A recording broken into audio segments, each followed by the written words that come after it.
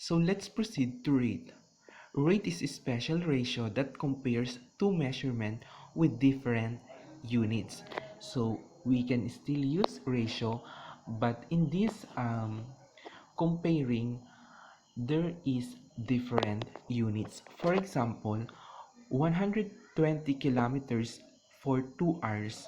So if we get the rate of this one, we will get 60 kilometer per hour. So you can see, just divide the 120 to 2 hours to get 60 kilometer per hour. So there is two different units here, kilometers and hours. That's why we use rate. So it compares the number of kilometers traveled to the number of hours. Another example is 120 per 3 undershirts. So we have money and number of undershirts. That's why we use rate. It compares an amount in pesos to the number of shirts. So if we get the answer for this one, 120 divided by 3, the answer is 4. It means that 40 pesos per undershirt. Letter C is 475 per day, or 475 per day is another example of rate because it talks or it compares an amount of money to the number of days. So let's proceed to unit rate. It compares a quantity to its unit measure.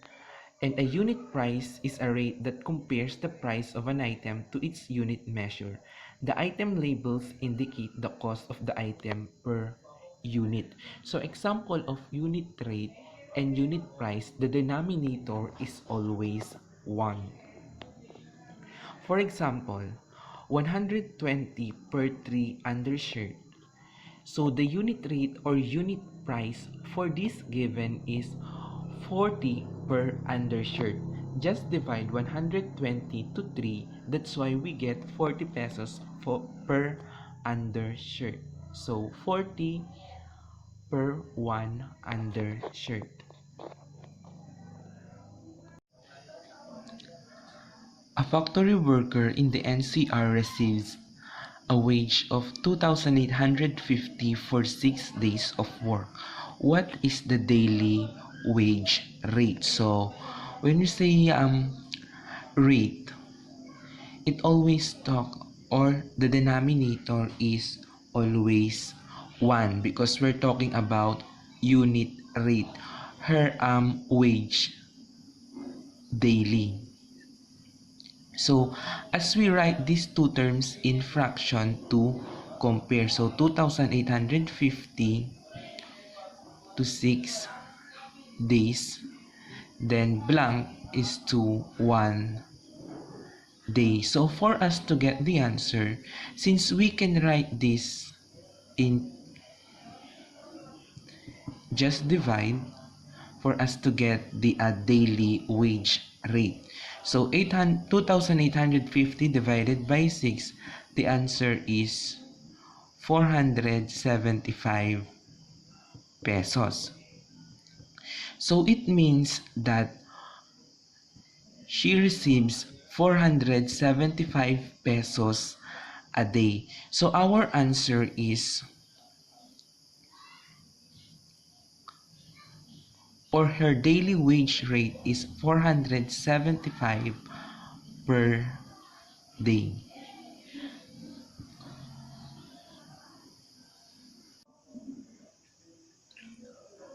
So the next example is mother pays 520 pesos for 4 kilogram of mangoes. What is the unit price of mangoes? So it's simply it is asking for the price per kilogram. So 520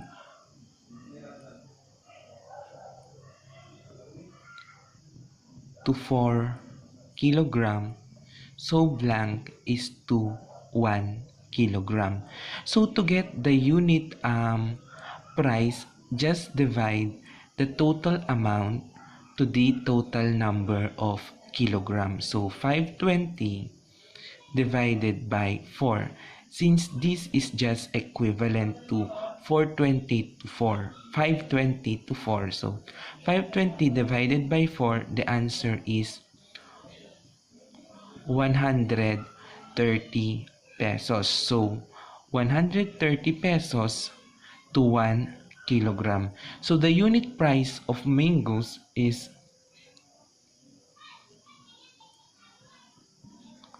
130 per kilogram. So this is the unit price.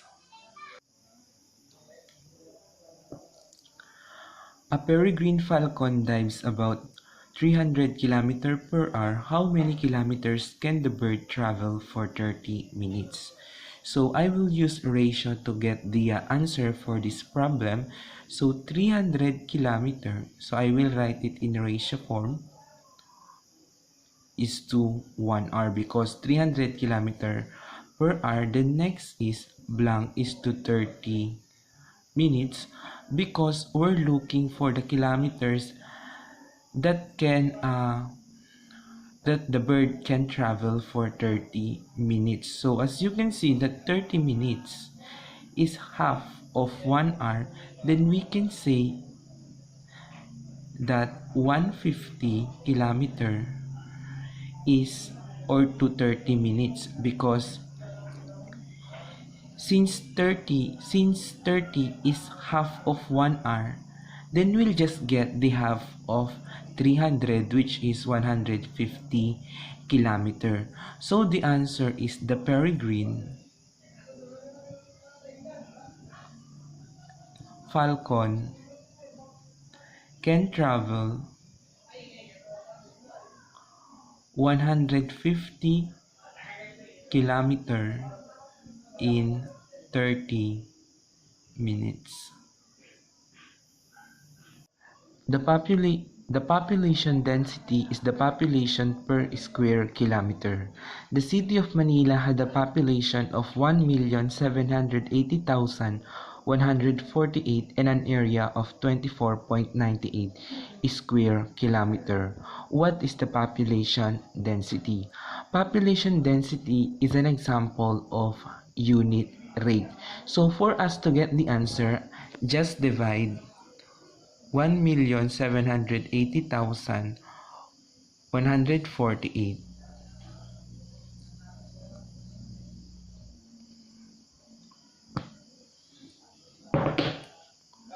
1,780,148 divided to 24.98.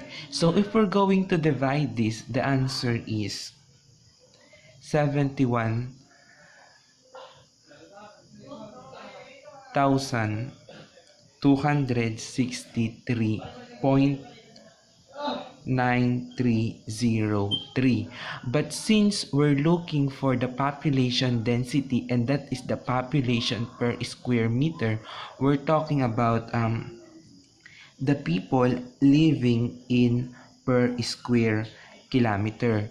So we will not use the decimal point because decimal point should not be used when we're talking about number of people. So the answer is about 71,263. So the population density is 71,263 people per square kilometer.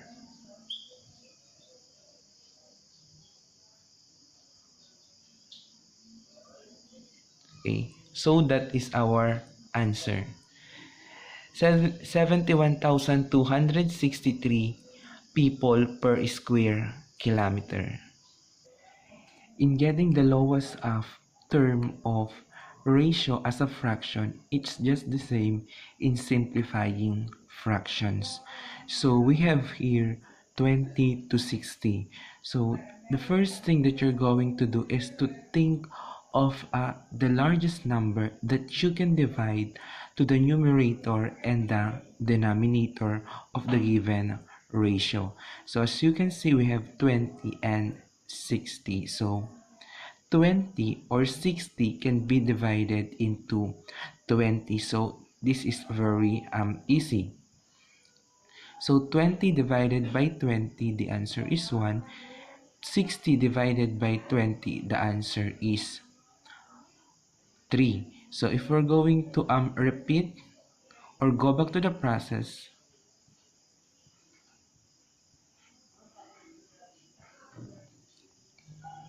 20, 1 times 20, the answer is 20. 3 times 20, the answer is 60.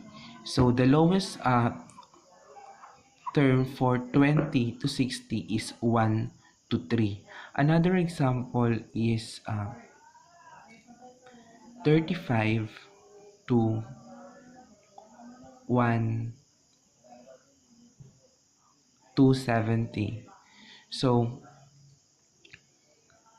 again, think of the biggest number or the largest number that you can divide to the numerator and the denominator of the ratio.